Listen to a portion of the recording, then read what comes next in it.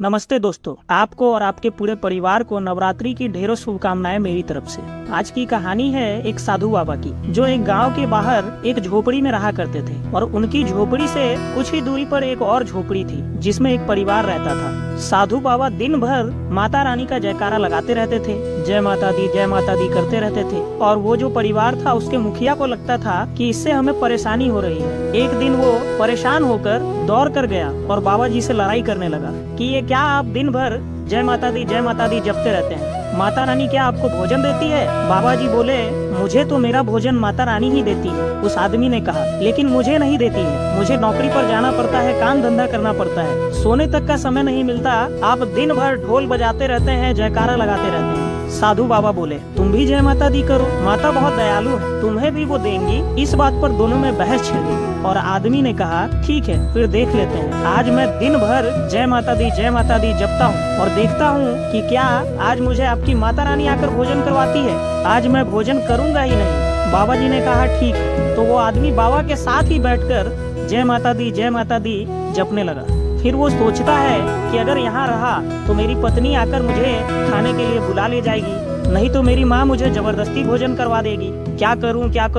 तो वो जंगल में जाकर एक पेड़ की डाली पर बैठ गया और जय माता दी जपने लगा। वो इसी वजह से घर से दूर गया था कि कोई उसे भोजन न करवा दे। अब आप माता रानी की लीला देखिए दोस्तों। उसी जंगल से व्यापारियों का समूह गुजर रहा था, उन्हें भी भूख लगी हुई थी, तो वो वहीं रुके और अपने साथ लाए हुए भोजन को निकाला।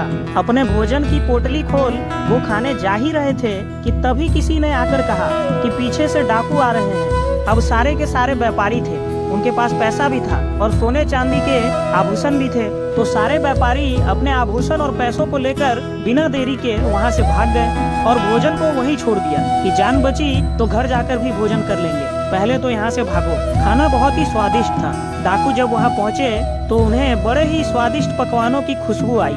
उन्होंने देखा कि बड़ा ही स्वादिष्ट भोजन वहाँ रखा हुआ है, लेकिन उन्हें ये समझ नहीं आया कि ये भोजन यहाँ क्यों रखा हुआ है, इसे किसी ने खाया क्यों नहीं। तब डाकुओं के सरदार ने अपना दिमाग दौड़ाया और कहा, हो सकता है ये हम सबको एक साथ मारने की साजिश हो, इस भोजन में जहर मिलाकर यहाँ कोई रख कर गया हो। सभी डाकुओं ने कहा, जी सरदार, आप बिल्कुल सही कह रहे हैं, ढूंढ लेते हैं कि किसने किया है ये सब। तो सभी डाकू आसपास ढूंढने लगे, लेकिन उन्हें कोई नहीं दिखा कि तभी डाकुओं के सरदार की नजर ऊपर डाली पर गई। तो उसने देखा कि एक आदमी डाली पर बैठ जय माता दी का जाप कर रहा है, लेकिन भोजन करने को तैयार नहीं है। डाकुओं के सरदार ने कहा, यही है वो जिसने हम सबको एक साथ मारने की साजिश की है, उतारो इसको, नीचे उतारो।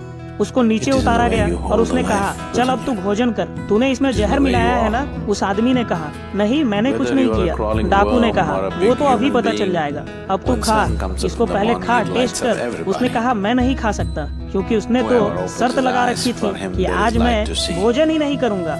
कि तभी डाकू ने एक चाबुक से उसे मारा और कहा, जब तक तू खाएगा नहीं हम तुझे यूं ही चाबुक से मारते रहेंगे, तो चल अब जल्दी से खा के दिखा, ये सही है या नहीं। मजबूरी में वो भोजन करने लगा और भोजन करते हुए कहने लगा, माता आपकी लीला अपरंपार है। वो जंगल से दौड़ कर जाकर साधु बाबा के चरणों में गिर कर बोला, सच में माता के जाप में बहुत ताकत है। आज मैंने प्रण कर लिया था कि भोजन करूंगा ही नहीं, लेकिन डाकुओं ने जबरदस्ती मुझे भोजन करवा दिया। आपने कहा था ना, माता का जाप करोगे तो मिल जाएगा। आज माता रानी ने मुझे भोजन करवा ही दिया, उन्होंने ही ये लीला रची ताकि मैं भोजन कर सकूं। कहानी बहुत छोटी सी है दोस्तों, लेकिन कहानी का सार हमें ये सिखाती है कि जरूरी नहीं कि हम काम धंधा छोड़कर दिन रात माता की आराधना में ही लग जाएं। आप जिस किसी काम या व्यवसाय में हो, किसी भी क्षेत्र में क्यों ना आप पढ़ाई कर रहे हो, बस आप अपने काम को करते हुए जिस भी रूप में या नाम में उनको याद करते हो, उसे बस करते रहो। आप कोई कमी मत रखो, क्योंकि उनकी भक्ति की शक्ति बहुत बड़ी है। और जिस क्षेत्र में भी आगे बढ़ना चाहते हैं आप, अगर उनकी थोड़ी सी भी कृपा हो गई तो आपका काम पल भर में हो जाएगा। क्योंकि किसी ने क्या खूब कहा है दोस्तों कि भक्ति अगर भोजन में मिल जाए तो भोजन प्रसाद बन जाता है, और भक्ति अगर पानी में मिल जाए तो वो चरना अमृत बन जाता है। वीडियो में लास्ट तक बने रहने के लिए आपका धन्यवाद। ऐसी और कहानी के लिए हमारे चैनल को सब्सक्राइब करना ना भूलें।